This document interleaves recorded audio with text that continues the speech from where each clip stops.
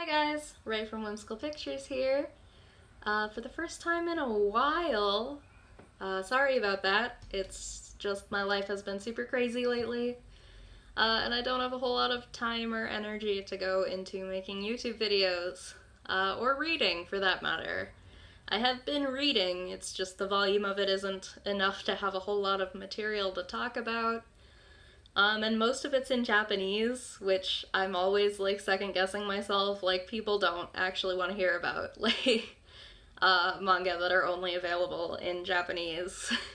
So if I'm wrong and you want to tell me that I'm wrong, feel free to do so in the comments below, and I will reconsider doing videos about Japanese manga. But I don't know. I guess I just feel like nobody cares because they can't read the manga themselves. But today, anyhow, I'm gonna talk about Japanese manga regardless of whether people care, because I want to. And this is just gonna be sort of a collective haul of all of the manga I've happened to acquire over the last few months. For a normal person, it's probably a pretty good-sized stack, but for me, it's very small. But I have only been purchasing titles, of course, that I'm very, very excited about because I don't have a whole lot of space in this closet. So I'm very excited about every book that I got. And I have ordered them in the rough order of when I bought them. So yeah, without further ado, the first couple are from a random trek I made to the mall a couple months ago. I stopped into Village Vanguard while I was there. Villavan is like a Hot Topic-esque, like, youth hub, I guess.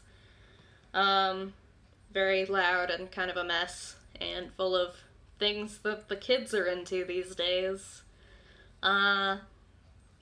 And they do have a manga section, and it tends to have some sort of weird, quirky titles, so I like to pop in there every now and then when I'm in the hood, in the area.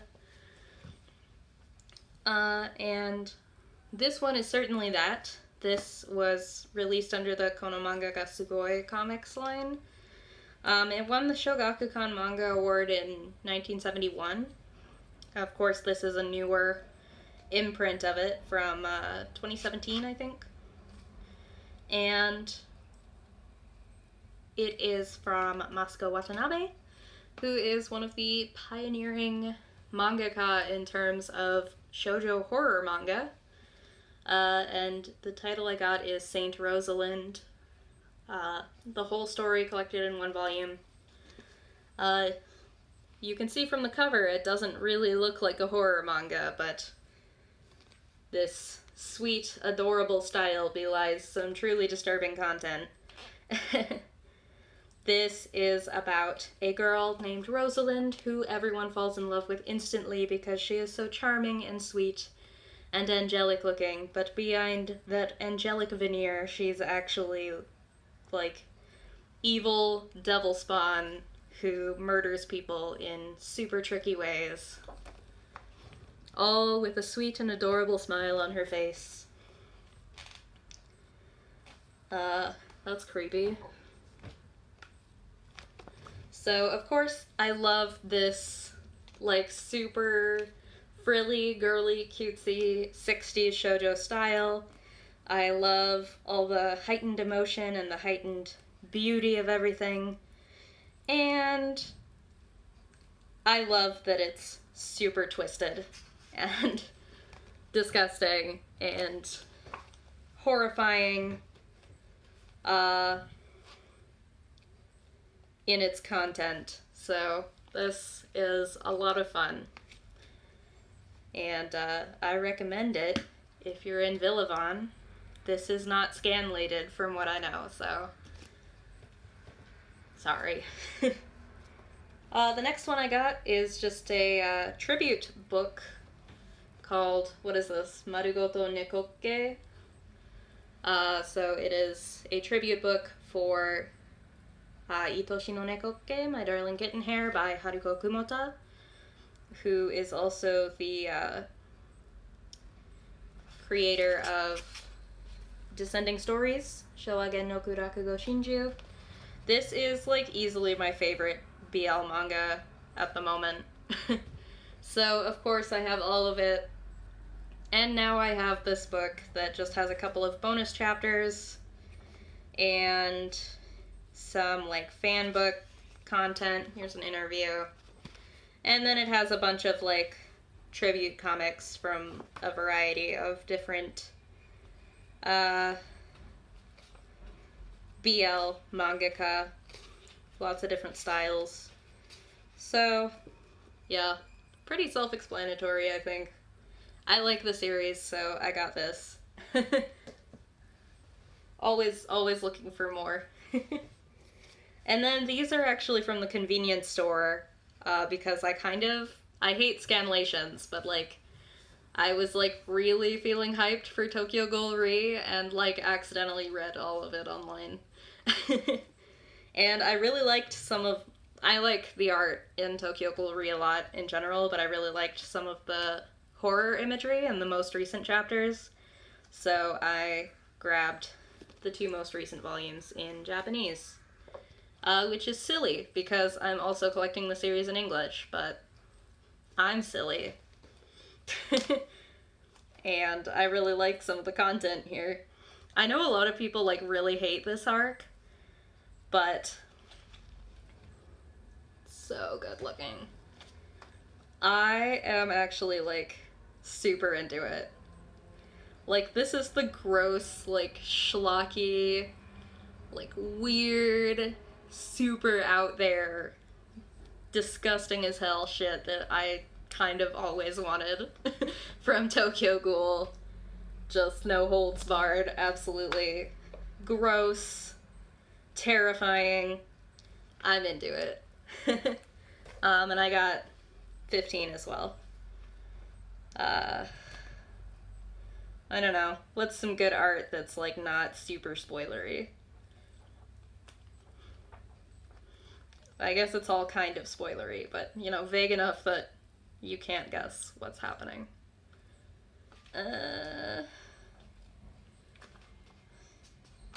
That's kind of gross. Yeah.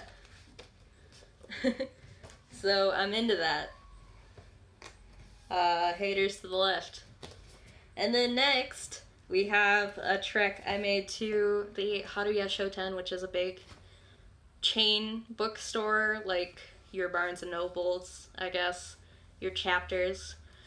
And there's a big one that I hadn't been to before that's like a kilometer further down the road from my middle school, so it's quite far from where I live, but it's just a couple bus stops further than my school. So I decided to go check out the area and do a little bit of shopping. There's a bunch of other stores down there as well. And I was so happy because this Haruya Shoten had an entire shelf devoted to Moto Hagio. Oh my god, you should have seen my face in the store. So I limited myself, but I still bought 4 books. They are all the Bunkoban editions, which I have for the Po Clan. So they're very small, as you can see. Where's a normal volume? So even smaller than your typical Japanese volume. But I don't really mind. And of course it is really hard to get your hands on the original editions from the 70s and 80s, so whatever. The issue I have is that a lot of them do not have covers. These ones don't. These ones do, so these ones are fine. I'm fine with the Bunkobans of this, but this one I kind of want to replace eventually. But anyway, this series I've read all of, again, online, because I'm a bad person. So it's definitely a series that's sort of been on my priority list to get in print to atone, I guess. And also I've been feeling like I might have the emotional strength at this point gathered up to read this emotionally devastating series again. But this is the first 3 volumes, which covers like the first 5 volumes or something, of a savage god reigns. Zangoku nakami ga shihai suru. And this, oh, how do I explain this story? It's a drama. It has some BL elements later on, but I would not, for the life of me, call it BL. It's a story about a young man named Jeremy who suffers horrible, horrible abuse at the hands of his stepfather while the family sort of stands by and does nothing. Eventually, the stepfather is killed in a way where it might have been Jeremy's fault. But in a way where it's like he's not sure, so it's like either way he has no closure. And from that point on, it's about him, you know, dealing with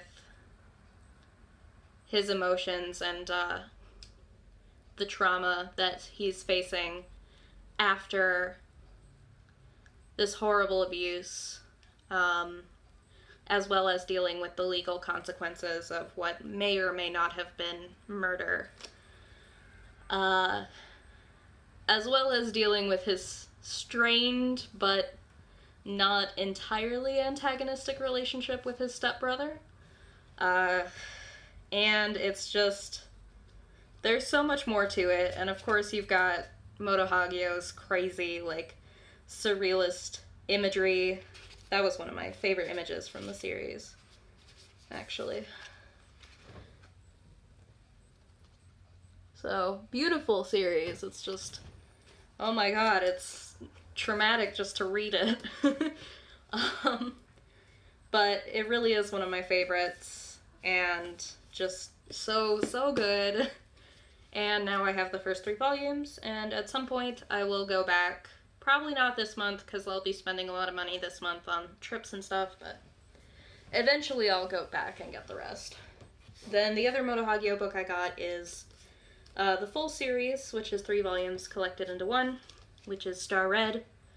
The cover of her art book, SF Artworks, has Star Red on the cover, and ever since seeing the illustrations from Star Red in that book, I've been really eager to read it. It's a science fiction story. I haven't read it yet, but flipping through it, it looks like a super dramatic space opera, with, of course, a sort of badass female protagonist, which, like, I'm here for 100% of that, so very eager to read this whenever I get around to it. Then we have a volume that is started as a webcomic, now it's an anime. First episode of the anime was hilarious, so I decided to pick up the first volume of the manga, and that is Oda Koi. Otaku ni koi wa muzukashii. For otaku, love is difficult. It's just like a cute, like, workplace rom-com about 2, like, you know, a salaryman and an OL who are, like, both super nerds in their free time, and it's, like, the cute story of their cute nerd love. The sun went away, so I'm sorry for the even worse lighting.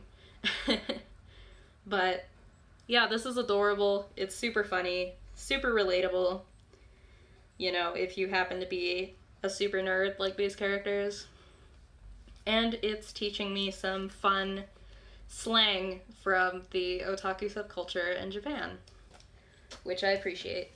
Then another one that is an sort of publication of a webcomic is Mademoiselle Potassium.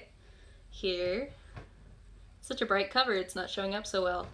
But this is a collection of mostly, like, 3 to 4 page little vignettes.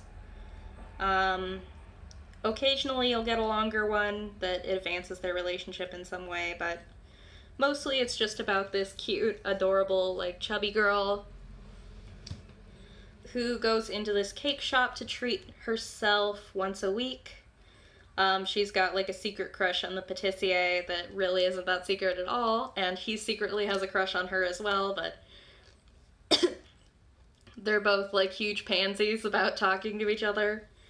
And it's basically just the two characters being cute and dancing around each other, and cute drawings of cakes and dresses, and I'm super here for that. And I'm super here for a chubby protagonist who doesn't get shamed for her weight. And then, yeah, one more. This I just got recently. I had to order this one online, but I just was reminded that it was one I really wanted to try out.